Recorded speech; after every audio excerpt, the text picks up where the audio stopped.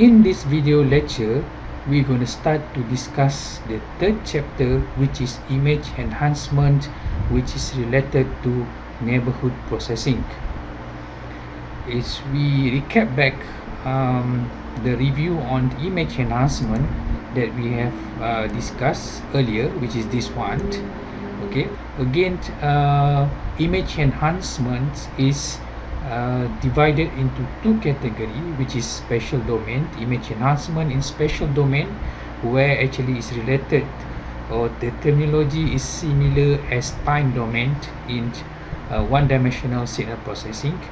And then we also have image enhancement in frequency domain, where we deal the image enhancement process is conducted in frequency domain, where you need to convert the image into Fourier transform. Okay. However, in previous lectures, we already discussed that image enhancement in spatial domain is divided into two categories, which is point processing that we cover earlier in chapter 2. Okay, we talk about the gradable transformation function, the main transformation function, and then we also talk about the transformation function which is related to the histogram, and which is specifically we talk about the histogram equalization. In this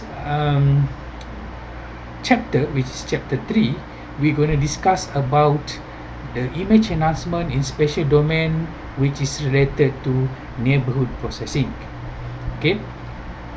Okay, in this chapter, okay, I try to extend the discussion here.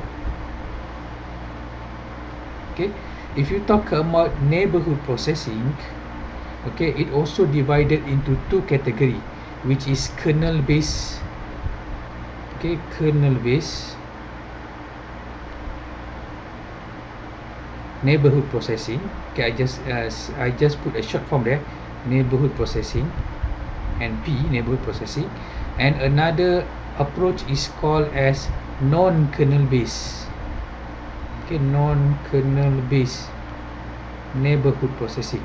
Okay, neighborhood processing is divided into two, which is kernel based neighborhood processing, and another one is a non-kernel based neighborhood processing. Okay, in some textbook, the kernel based neighborhood processing also known as a linear filtering. Okay, linear filtering.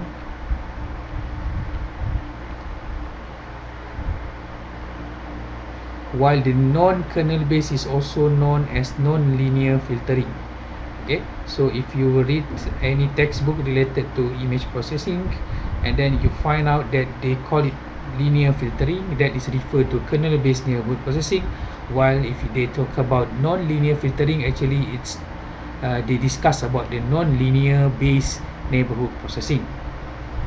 Okay, and then one thing that you need to remember, that if we talk about the kernel based neighborhood processing, which is this one, okay, actually the main operation that involved for kernel based neighborhood processing is also known as a convolution.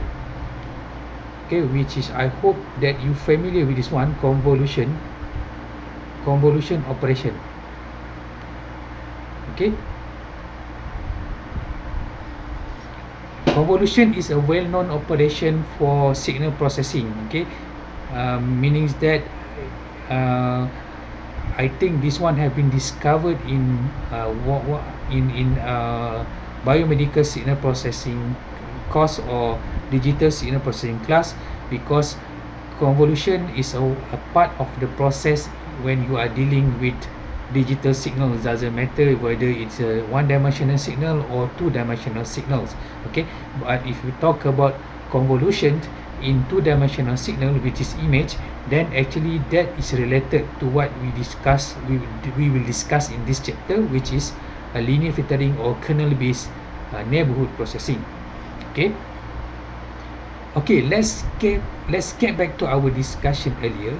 Why in spatial domain we separate it into two categories, point processing and neighborhood processing. What are the difference between point processing and neighborhood processing?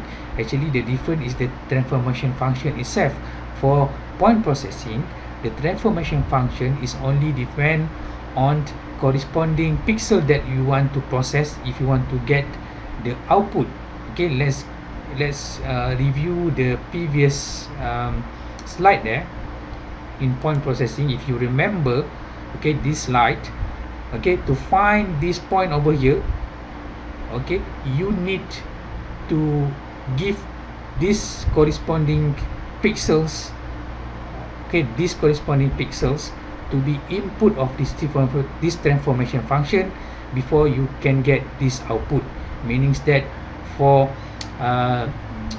point processing, if you remember the definitions there, okay, actually it's the transformation function is only depends on a single pixel. So that's why for point processing you can see that this transformation function of point processing, okay, only to process and to obtain the output of these particular pixels, it's only depend on the corresponding input pixel of the same coordinate over there.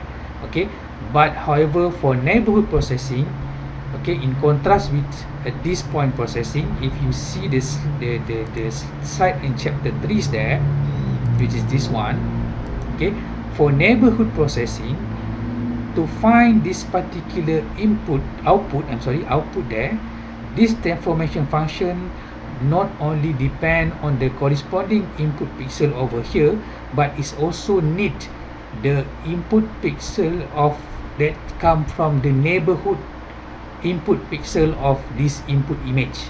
Okay, that's why you can see over there, to obtain this point, this transformation function not only need the corresponding input pixel of this one, but is also need the neighborhood pixel surrounding of this particular input pixels, because this transformation function need that information to obtain this output. So that's why in neighborhood processing, that is the difference between neighborhood processing and point processing, because point processing, they don't need the neighborhood pixel, they only need that particular pixel to be processed to get that the output pixel of that corresponding input pixels over there. But in order for you to obtain the output pixel, these pixels for neighborhood processing, this transformation function not only need this one, but is also need the surrounding pixel to be input of this transformation function. Okay, that's why they call this one as a neighborhood processing. And again, as you can see over here, neighborhood processing is divided into two, which is a kernel based neighborhood processing as well as non-kernel based neighborhood processing.